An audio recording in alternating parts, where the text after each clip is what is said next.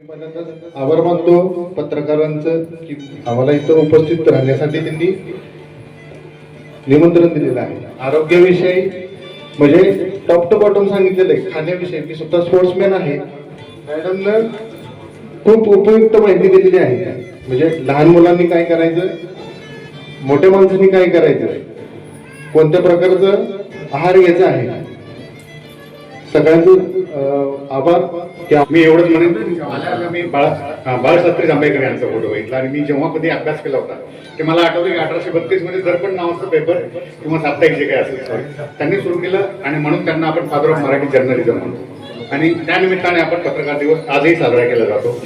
आता त्या काळामध्ये पत्रकारितेचा जो रोल होता तो आजही असावा एवढी अपेक्षा ठेवतो. आणि आपण सगळ्यांनी आपण जे काही आज मेडिकल आपण काय टेस्ट वगैरे होतील फार महत्त्वाच्या टेस्ट ठेवलेल्या आहेत.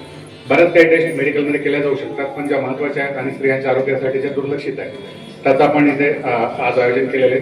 सर्वांनी लाभ घ्यावा.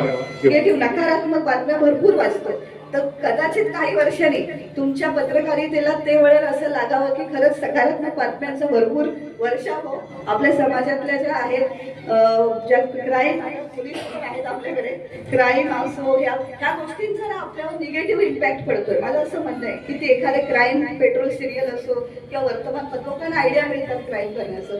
तर त्यामुळे थोडं जागरूकपणे हे पत्रकारितेचे विषय पण हाताळले गेले पाहिजेत.